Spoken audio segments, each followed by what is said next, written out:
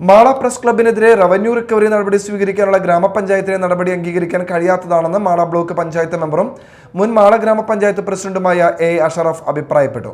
ഇത് നിരുത്തരവാദപരമായ നിലപാടാണ്. ഇതിനെതിരെയുള്ള നിയമ പോരാട്ടത്തിന് ഒപ്പമുണ്ടാകുമെന്നും എ അഷറഫ് കൂട്ടിച്ചേർത്തു.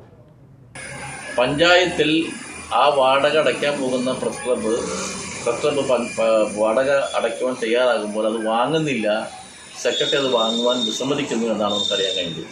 എന്തുകൊണ്ടാണ് ഗ്രാമപഞ്ചായത്ത് തീരുമാനിച്ച ഈ പ്രതിമാസ വാടക പഞ്ചായത്ത് സെക്രട്ടറി വാങ്ങാത്തത്?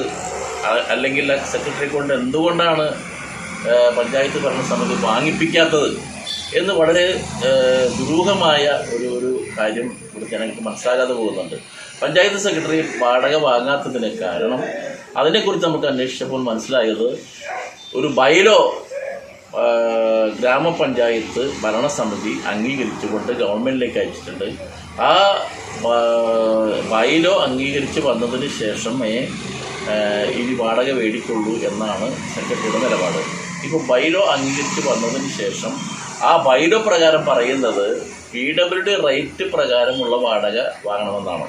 എന്ന് പറഞ്ഞാൽ PWD റേറ്റ് അനുസരിച്ച് വലിയൊരു സംഖ്യ തന്നെ ഈ പ്രസ് ക്ലബ്ബുകാരിൽ നിന്നും, തന്നെയുമല്ല പ്രസ് ക്ലബ്ബുകാർക്ക് എന്ന് മുതലാണോ ഈ 1000 രൂപ വാടക നിശ്ചയിച്ച് കൊടുത്തത് ആ കാലം മുതലുള്ള വാടക ഇപ്പോൾ PWD നിശ്ചയിക്കുന്ന റേറ്റ് അനുസരിച്ചുള്ള വാടക നിശ്ചയിച്ച് കൊടുക്കണം എന്ന് പറയുമ്പോൾ ലക്ഷക്കണക്കിന് രൂപ ഇപ്പോൾ പ്രസ് ക്ലബ്ബ് അടയ്ക്കേണ്ടി വരികയും അത് അടച്ചില്ലെങ്കിൽ പ്രസ് ക്ലബ്ബ് പ്രവർത്തകരുടെ പേര്, ക്ലബിൻ്റെ പേരിൽ റവന്യൂ റിക്കവറി നടപടികൾ സ്വീകരിക്കുമെന്നാണ് പറയാൻ കഴിഞ്ഞിട്ടുള്ളത്.